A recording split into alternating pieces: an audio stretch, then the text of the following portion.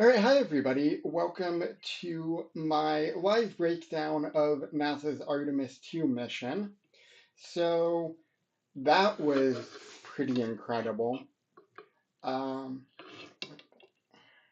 Here, I probably have to figure out how to turn off studio mode. Okay, that's bizarre. So actually, let me check this in YouTube, I guess. If you refresh it, there are technical difficulties as always.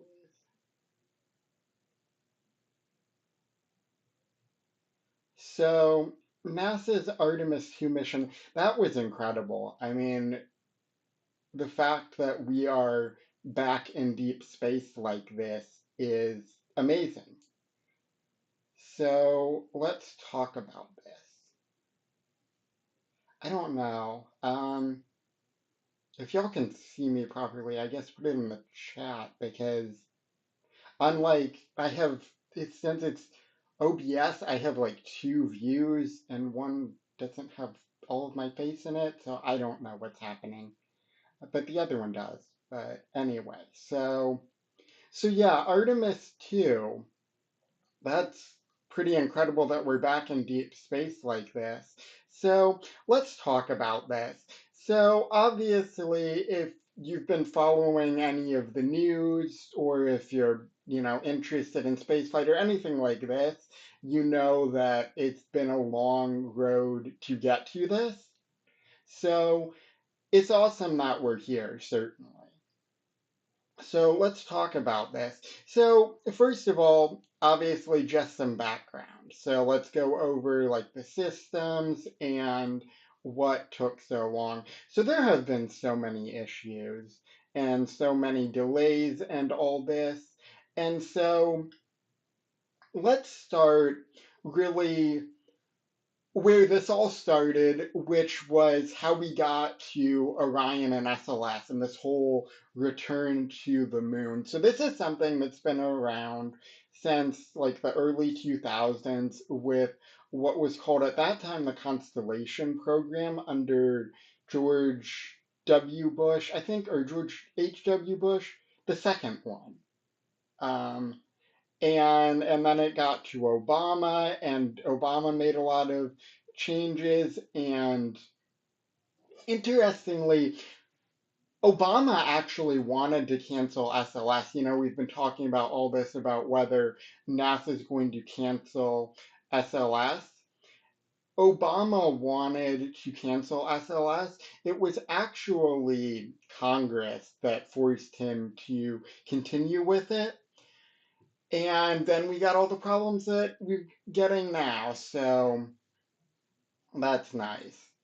So, yeah, so there have been so many issues with SLS and with Orion. So, let's go over all that. So, obviously, SLS, the rocket, took way longer to develop, and there are way more issues than there should have been. Really, SLS, like actually, really like Obama wanted, should have been canceled early on, really. And really, since SpaceX got their reusability capability, I wish there had been much more of that. SLS is partially reusable, but only partially, only like the engines and like maybe I think some parts of like the solid rocket boosters, but it costs like $2 billion a flight, and right now it's flying. Like the last time it flew was in 2022. Like the last time before Artemis 2, Artemis 1 was in 2022. Artemis 2 obviously just happened in 2026. You're flying a mostly expendable rocket once every 4 years. That is not good by like any measure. First of all, I obviously disagree with it being only very partially reusable.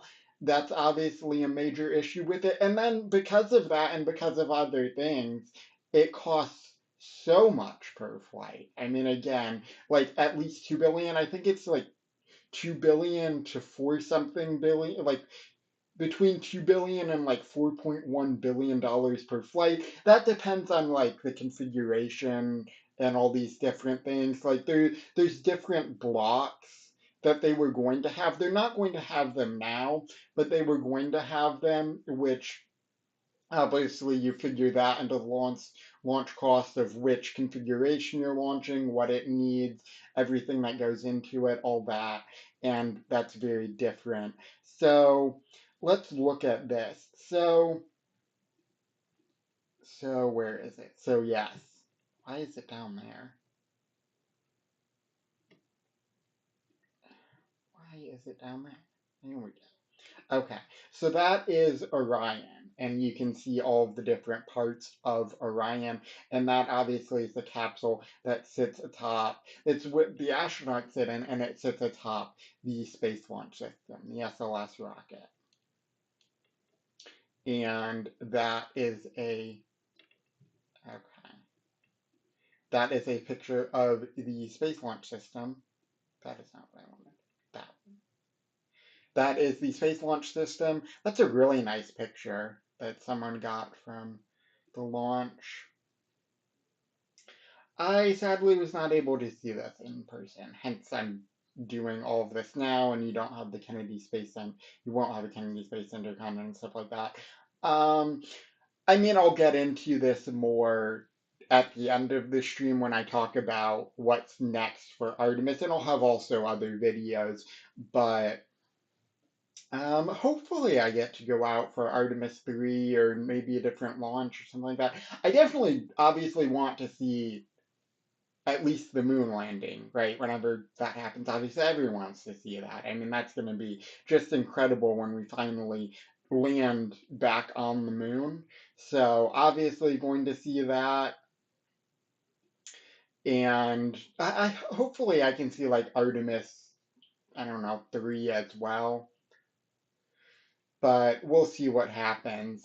Thankfully, there is actually an interesting change, and I'm going to cover this more in the what's next section at the end of the live stream, but we could be looking at 2 moon landings in 2028. So at least there's that silver lining of it's delayed.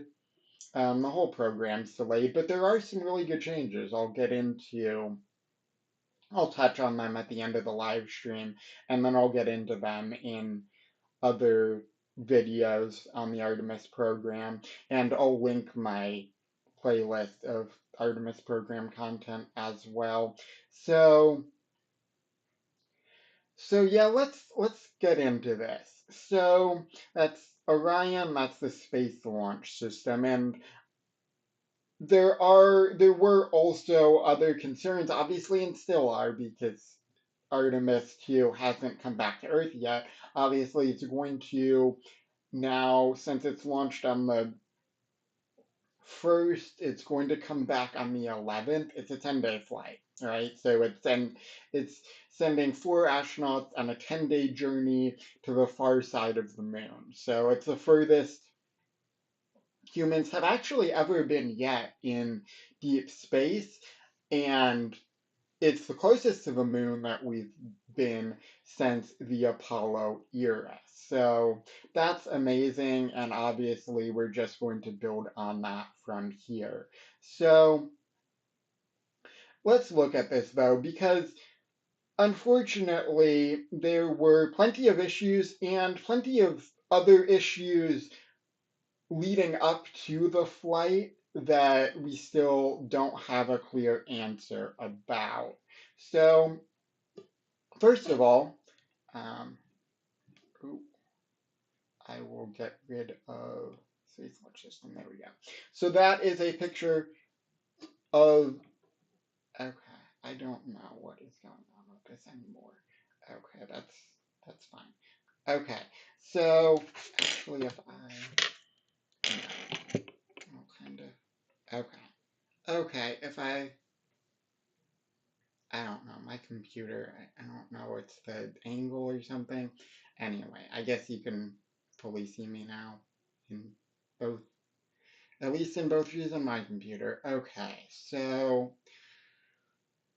let's look at this. So this is obviously a picture of the Orion heat shield, and there were so many issues with the heat shield in testing. So let's talk about those.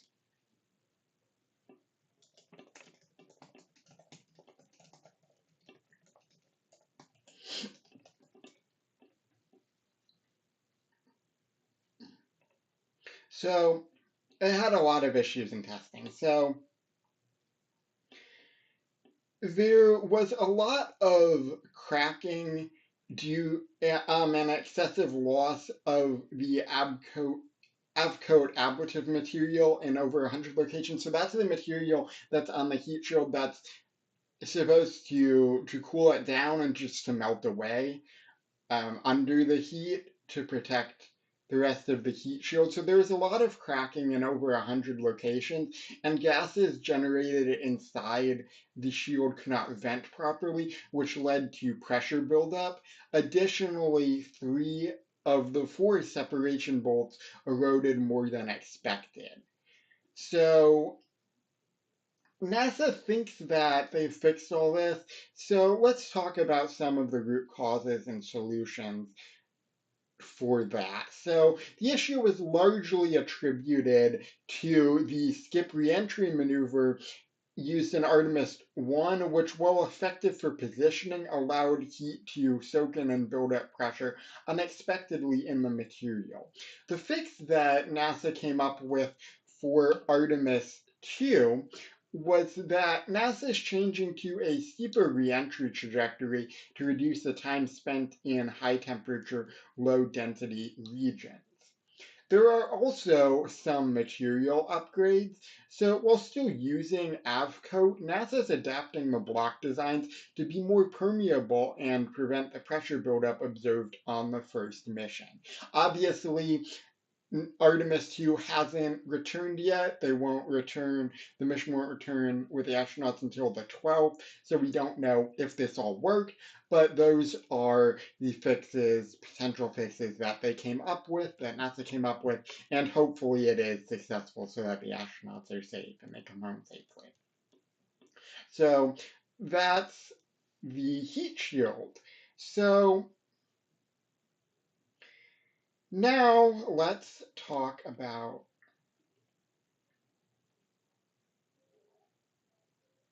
the astronauts. So from left to right, at least on my screen, are Victor Glover, Christina Koch, Reed Wiseman, and Jeremy Hansen. So those are the four astronauts. So Reed Wiseman is the commander, Christina Koch is the mission specialist, Victor Glover is the pilot, and Jeremy Hansen, I believe, is another mission specialist. So yeah, I believe it, yeah, they typically have two. So yeah, he's another mission specialist. So those are the astronauts. So let's look at the itinerary for Artemis 2. And then we'll go over some daily updates and different things like that. And then obviously go over what is next for the mission. So, let's talk about this. So, this is an itinerary. We'll be back. I'm just so that y'all can see this. I'm gonna check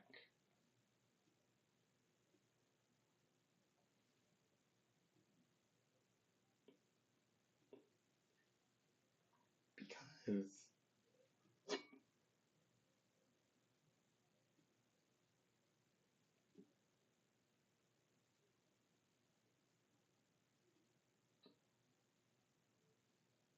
why?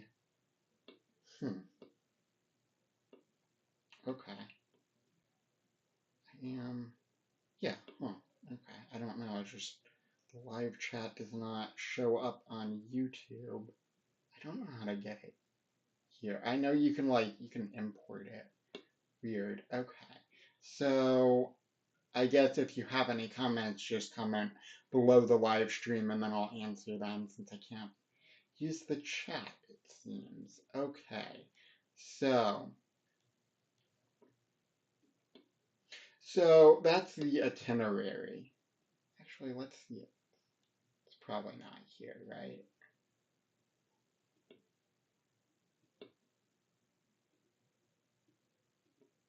No. Okay. I don't know.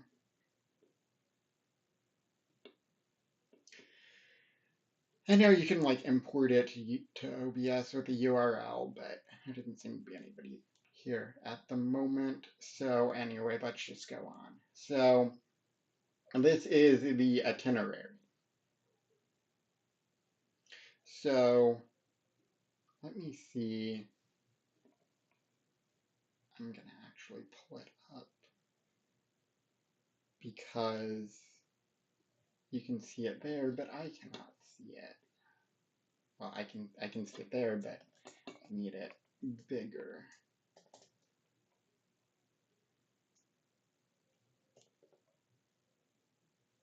Here we go. Okay, that's nice. Okay, now I can see it and it's big.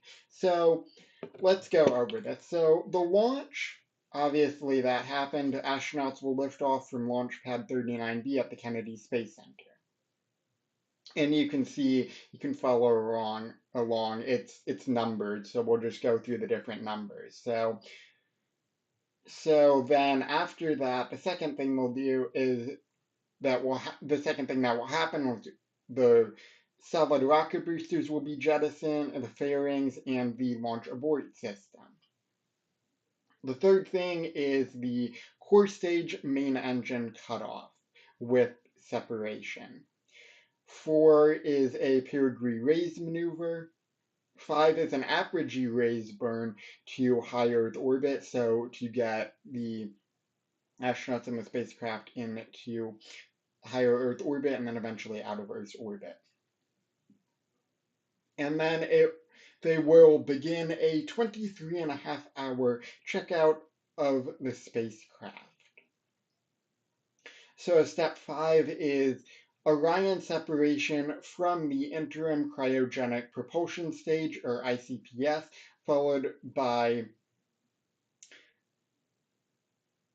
a demo. So followed by various demos. So then there will be a manual handling qualities assessment for up to 2 hours.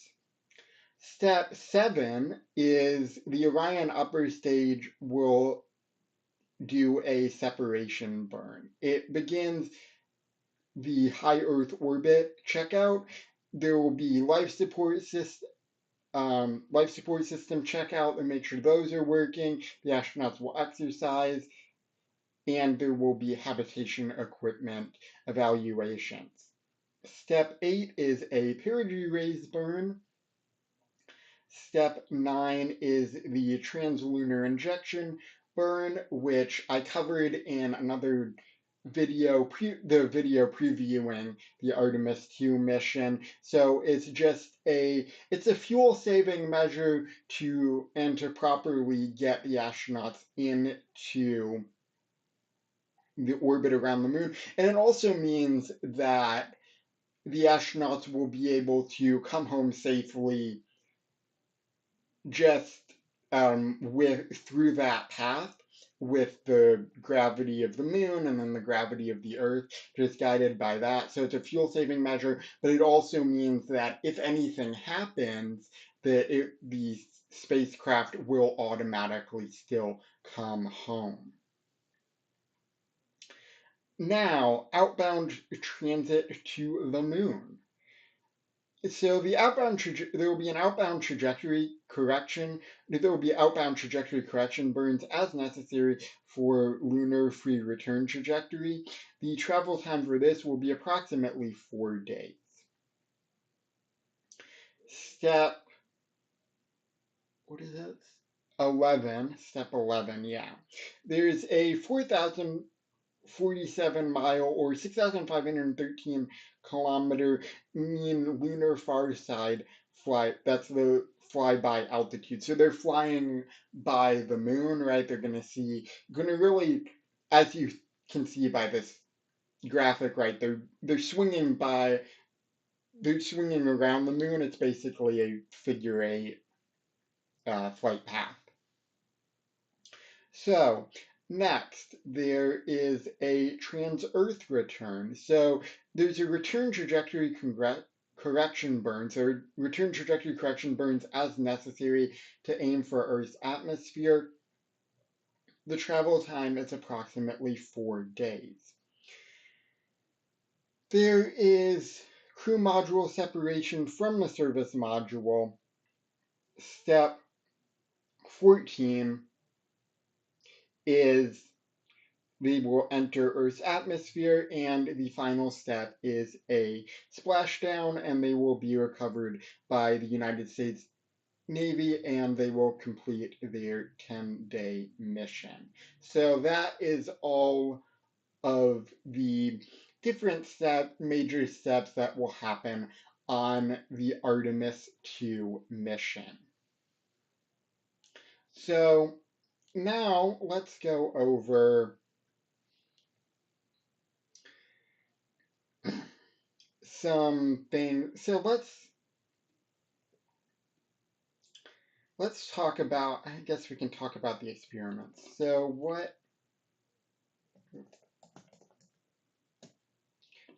let's talk about some of the experiments that the astronauts are doing on Artemis 2. So what do scientists hope to learn?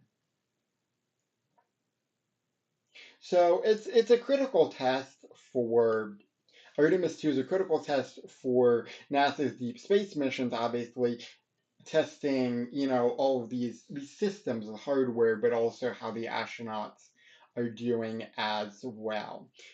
It's because it is a major science mission. So the flight aims to collect data on radiation exposure, health, and human performance beyond low Earth orbit, with several experiments turning the crew themselves into research subjects. So there's going to be a bone marrow study which targets astronaut health risks.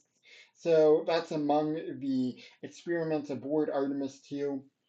It's a project known as AVATAR, short for a virtual astronaut tissue analog response. So the experiment uses lab-grown tissue models, each about the size of a flash drive, that contain living human cells engineered to behave like real organs. AVATAR is designed to focus on bone marrow tissue grown from cells obtained through pre-flight blood donations from the astronauts, according to NASA. Bone marrow produces blood and immune cells and is particularly sensitive to radiation, making it a key target for evaluating health risks during deep space missions. Because obviously, we need to make sure that we can protect the astronauts and they're safe on these missions, and there's not any of the health risks, whether during the missions or long term.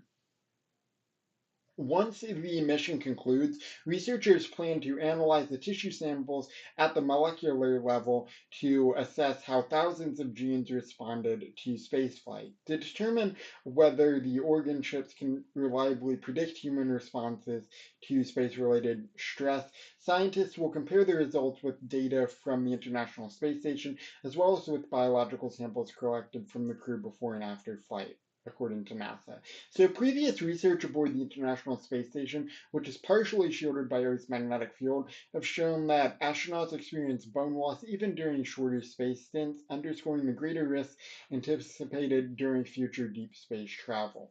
The findings could help guide more personalized healthcare strategies for astronauts on future long-duration missions, NASA said.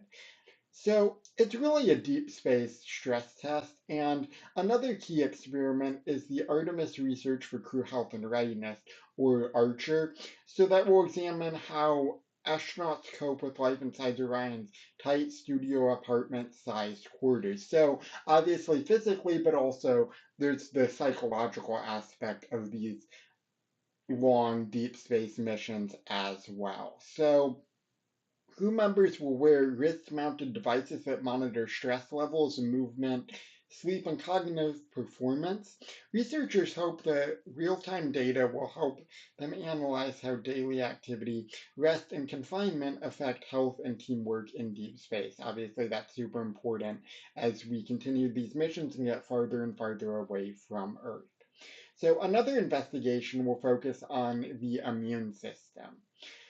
During the mission, astronauts will collect saliva samples by blotting them onto special paper stored in small booklets, a simple method required because Orion lacks refrigeration, NASA said. So, when compared with samples collected before and after flight, the saliva and blood data will allow researchers to track immune changes linked to stressors such as radiation and isolation. Scientists also plan to monitor dormant viruses that can reactivate during spaceflight, including those related to chickenpox and shingles, a reaction that has previously been observed aboard the International Space Station. Crew health monitoring is planned for months before and after landing, NASA said, so astronauts will undergo balance and movement tests, including simulated spacewalking tests in a pressurized suit, to measure how the body adapts to long duration spaceflight and how quickly it readjusts to Earth's gravity. They will also be measuring radiation. Unlike the astronauts aboard the International Space Station, the Artemis II crew will travel beyond Earth's protective magnetosphere, where exposure to space radiation is significantly higher. To monitor that risk, astronauts will carry personal radiation sensors known as dosimeters in their pockets to track exposure in real time. Together with 6 radiation sensors installed through or the Orion crew capsule, these instruments can detect sudden increases in radiation, such as during a solar storm, and alert the crew to take protective action.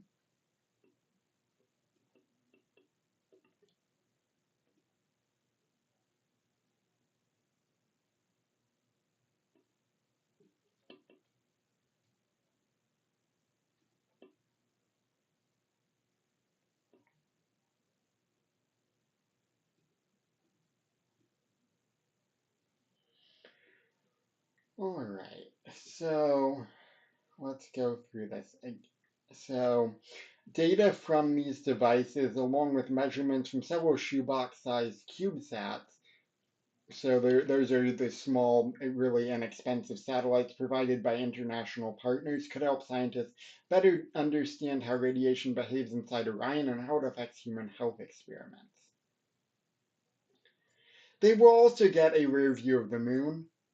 Obviously, it's really cool to see the moon, but also they'll be able to see it from different angles and a different area because Orion is arcing around the moon's far side. The crew will use a 3-hour window behind the moon to study the terrain that no human has closely examined in more than 50 years. From Orion's vantage point, the moon will appear roughly the size of a basketball held at arm's length. During a planned observation period over the far side, the hemisphere permanently turned away from Earth, astronauts will rely on their geology training to photograph and describe surface features shaped by ancient impacts and long ago lava flows. What the crew sees will depend on Orion's flight path and the angle of sunlight, but scientists say that astronauts could catch views of regions never before seen directly by human eyes. So that's really neat. So, among the most compelling targets is the Oriental Basin, a massive 3.8 billion year old impact scar roughly 600 miles wide that marks the boundary between the moon's near and far side and remained hidden during the Apollo era. So that's really neat.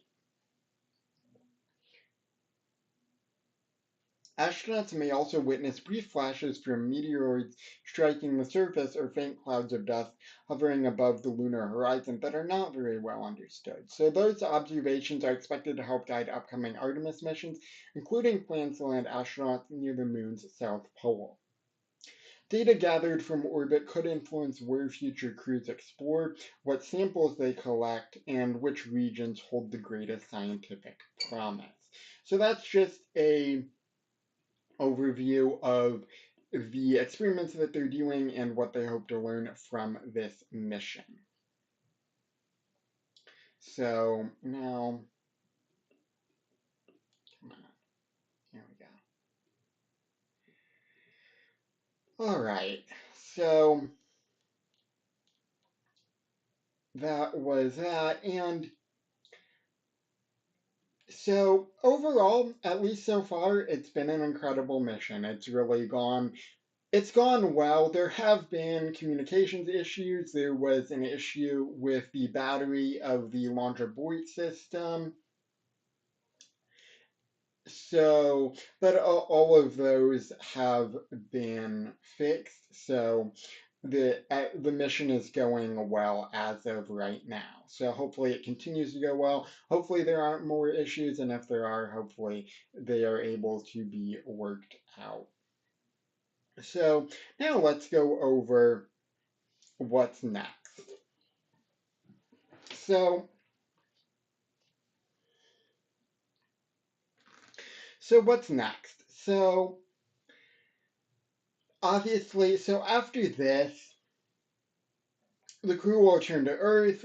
There's going to be all the different things that NASA learns and all the scientists learn from this mission, and they'll do evaluations on the crew and all that. And then there's Artemis 3 and beyond. So let's talk about that. So NASA, and I'll do other videos about all this, but NASA recently overhauled the Artemis program. They canceled the Gateway, which is the lunar, was going to be the space station in orbit around the moon for a $20 billion lunar base, a $20 billion moon base. So now they're going to use all this to build a base actually on the moon, which I think is the right idea. I like that much better.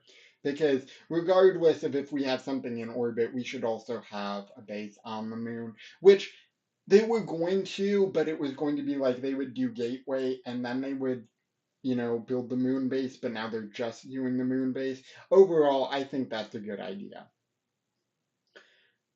And Artemis 3 is no longer going to be the lunar landing.